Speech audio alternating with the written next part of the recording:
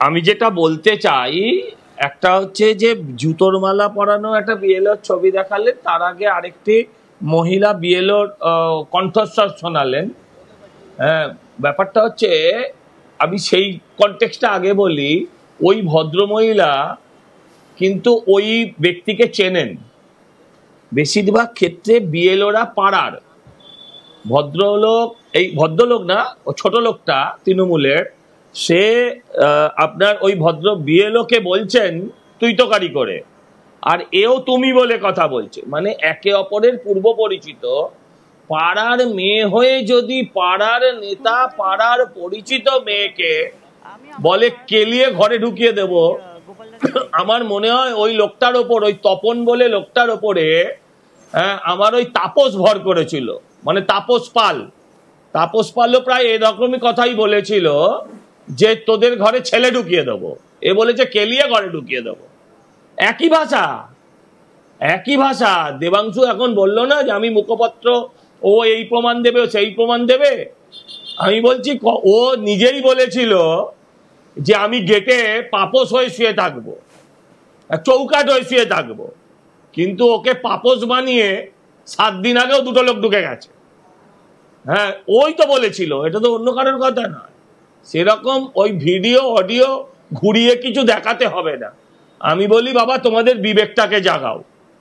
এই যে মেয়েটি, এ নিশ্চয়ই অনেক বয়সে কমই হবে বলে মনে হলো নেতার থেকে, কারণ নেতাকে দাদা বলছে, নেতা তুইতোকারি করছে। কিন্তু তুইতোকারি করার সম্পর্কে ওইভাবে কেলিয়ে ঘরে ঢুকিয়ে দেবো, মারধর করব। আমি বলছি যে এই নেতাগুলো, এই তপন কোনো ফাটা কেষ্টও নয়, ও তপন কোনো মস্তানও নয়। পুলিশ সরে গেলে, ঝান্ডা নেমে গেলে এদের গায়ে কুকুর ঠ্যাং তুলে দেবে, নিশ্চিন্তে থাকো। হ্যাঁ, এছাড়া আর কিছু বলার নেই। রাজ্যে আইনের শাসন নেই, রাষ্ট্রপতি শাসন ছাড়া এই এসআইআর কখনোই সাকসেসফুল হবে না। একজন বিয়ের গলায় জুতোর মালা, তিনি তো একজন শিক্ষক। মানে আগের ঘটনাটা আমি দেখালাম, বক্তব্যটা শোনালেন, আপনি বলছেন যে আপনি সেটাকে সমর্থন করেন না। দেখুন আরেকটা ঘটনা, কতগুলো ঘটনায় সামনে যেগুলো উঠে আসছে, এই নিয়ে 3 নম্বর ঘটনা দেখাচ্ছি। আচ্ছা, আমি কয়েকটা কথা বলি দিদি। প্রথম কথা হচ্ছে, এই মাত্র সজল ঘোষ যে কথাগুলো বললেন, উনি কিন্তু আনইন্টারাপ্টেড 3 মিনিট 20 সেকেন্ড বলেছেন। আশা করি আমাকেও সেই সুযোগটা দেবেন। 2 নম্বর কথা হচ্ছে, যখন আমি কিছু কঠিন প্রশ্ন করেছিলাম, আপনি আবার এই জিনিসটাতে ফেরত এসে ব্যাপারটাকে সজল ঘোষের কোর্টের দিকে বলটা ঠেলে দিলেন। খুব ট্যাক্টফুলি, খুব ভালো করেছেন, ঠিক আছে, নো প্রবলেম। বিষয়টা আমি বলি আপনাকে। প্রথম কথা হচ্ছে যে আমরা এই ধরনের যে ঘটনাগুলো ঘটছে, পশ্চিমবঙ্গে 77,000-এর উপর বুথ আছে, 80,000-ই ধরুন গড়পড়তা। তো সেই সমস্ত জায়গাতেই যেটা কম বেশি শুরু হয়েছে, 2-একটা জায়গায় গ্রাউন্ড রিয়ালিটি আমাদের কারোর হাতে থাকে না। গ্রাউন্ডে অনেক বেশি উত্তেজনা প্রবণ হয়। তার কারণটা হচ্ছে, আপনি আপনার টিভি চ্যানেলেই দেখতে পাচ্ছেন, আমিও ভাষা ব্যবহার করছি, তৃণমূলের মুখপাত্র, বিজেপির মুখপাত্র সজল ঘোষ ভাষা ব্যবহার করছে। একজন কুকুর ঠ্যাং তুলে দেবে ইত্যাদি ইত্যাদি বক্তব্য রাখছেন, আমিও আরেকজন বক্তব্য রাখছি। তো বাংলার মানুষ বুঝতে পারছেন যে যারা টেলিভিশনে বক্তব্য রাখেন, তাদেরই যদি মুখের ভাষার এই জায়গা হয়, তাহলে গ্রাউন্ডে রাজনীতি পরিস্থিতিটা কতটা ভয়ঙ্কর হতে পারে, এটা সজল ঘোষই প্রমাণ করে দিচ্ছে আজকে আপনার চ্যানেলে বসে। আমার বলার দরকার পড়ে না। চতুর্থ বক্তব্য হচ্ছে, যখনই পলিটিক্যালি কিছু উত্তর দেওয়ার থাকে না, তখনই দেবাংশু 2021-এর আগে সব শুয়ে থাকবে বলেছিল, তাপস হয়ে চলে গেছে, তখনই ব্যক্তিগত জায়গায় আসতে হয়। আমি কিন্তু ব্যক্তিগত জায়গায় যাব না। ওই সজল ঘোষের বোম সজল, খুর সজল লোকে যে বলে ডাকে, আমি সব একদমই যাবো না। আমি রেসপেক্ট করি সজল দাসকে, যে পলিটিশিয়ান, আমাদের সিনিয়র, ছাত্র রাজনীতি করেছে, আমি যাবো না ওই দিকে। আমি যে কথাটা এখন যে ইস্যুতে আমি সেটা বলতে চাইছি, সেটা হচ্ছে, দেখুন আলটিমেটলি বিহারে যে 47 লক্ষ লোকের নাম বাদ গেছে, এখনো পর্যন্ত নির্বাচন, আমি এখনো পর্যন্ত, হ্যাঁ উত্তর দিতে পারবে না বলে বুঝতে পারছো না, আমি বলছি এখনো পর্যন্ত, না দিদি উত্তর আমার 3.5 মিনিট হয়নি, আমার 2 মিনিট 30 সেকেন্ড হয়েছে, দাঁড়াও এখন 1 মিনিট আছে। আচ্ছা, সমান রাখতে হবে দিদি, সমান রাখতে হবে। অভিযোগটা যার বিরুদ্ধে তাকে বেশি টাইম দেওয়া উচিত, আমায় উল্টে কম দিচ্ছ। আচ্ছা, মানে অভিযোগ যে তৃণমূলের দিকে, সেটা দেবাংশু মেনে নিচ্ছে আর কি। হ্যাঁ, তো তুমি কাকে প্রশ্নটা করছো? তুমি তো সব আমাকেই করতে প্রশ্ন। তুমি কি সজল ঘোষকে করছো যে কেন মার খেলো? আমাকেই তো করছো, আমার নেতার নাম দেখাচ্ছো, আমাকেই করছো। আমি বলছি, তার মানে এটা শুনতে পেয়েছে। এই যে আমি বললাম উত্তর দেওয়ার নেই তাই বলছে, তার মানে এটা শুনতে পেয়েছে। দেখুন, বুঝে বুঝছে। আচ্ছা, আমি যেটা বলছি দিদি, সেটা হচ্ছে, দেখুন বিহারে যে 47 লক্ষ লোকের নাম ফাইনালি বাদ গেছে, এখনো পর্যন্ত নির্বাচন কমিশন, তার কাছে তো সব তালিকা রয়েছে কাদের নাম বাদ গেছে, তাই যে সংখ্যাটা বলতে পারছে। কিন্তু কোন ধর্মের লোক কত বাদ গেছে সেই সংখ্যাটা এখনো বলতে পারেনি। যোগেন্দ্র যাদব এবং কিছু সমাজসেবী সংগঠনের তরফ থেকে তদন্ত করা হয়েছে। সেই তদন্তটা করে দেখা যাচ্ছে যে এখনো 47 লক্ষ লোকের মধ্যে যত নামের বাদ গেছে তাদের মধ্যে এখনো পর্যন্ত 11 জন রোহিঙ্গা পাওয়া গেছে এবং সর্বসাকুল্যে 300 জন মুসলিম পাওয়া গেছে।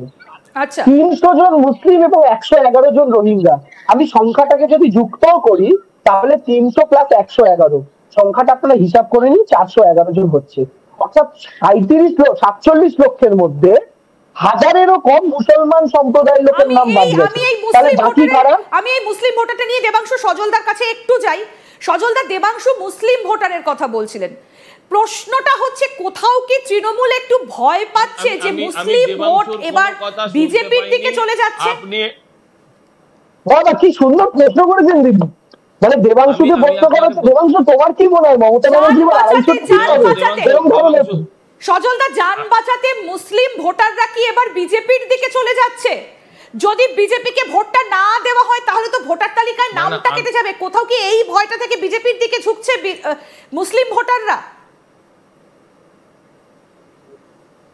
না না, আমি এটাও বিশ্বাস করি না যে কোনো রাষ্ট্রবাদী মুসলমানকে, একজনও রাষ্ট্রবাদী মুসলমানের নাম কাটা যাবে না, এটা দায়িত্ব নিয়ে বলতে পারি।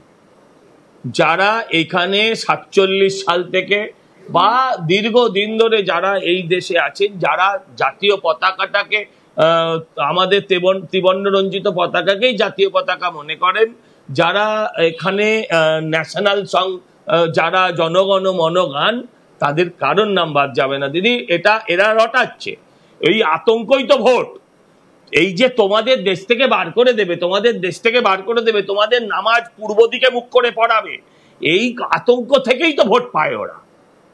আমি দেবাংশুর একটা কথাও শুনতে পাইনি, তাই আমি যদি আপনি বলে দেন আমি দেবাংশুর কথাগুলোর উত্তর আপনার মাধ্যম দিয়ে দেবো। কিন্তু আমি দেবাংশুর একটা কথাও শুনতে পাইনি। আর এটাও বলছি যে কারোর নাম বাদ যাবে না, কোনো বৈধ ভোটারের নাম বাদ যাবে না। গুলশন কলোনিগুলো এমনিই ফাঁকা হবে।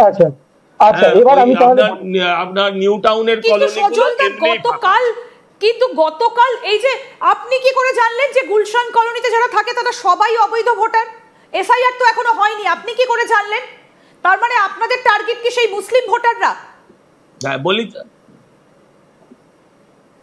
আমি আপনাকে বুঝিয়ে বলছি। কারণ সরকারের, আপনি যদি গুগল করুন দেখবেন সরকারের হিসাব অনুযায়ী গুলশন কলোনিতে ভোটারের সংখ্যা 3000, এবং গুলশন কলোনিতে বসবাসকারী মানুষের সংখ্যা 2 লক্ষ। এটা যে আপনি জানেন না সেটা আমি জানতাম না। ঠিক আছে, 3000 ভোটার, 2 লক্ষ।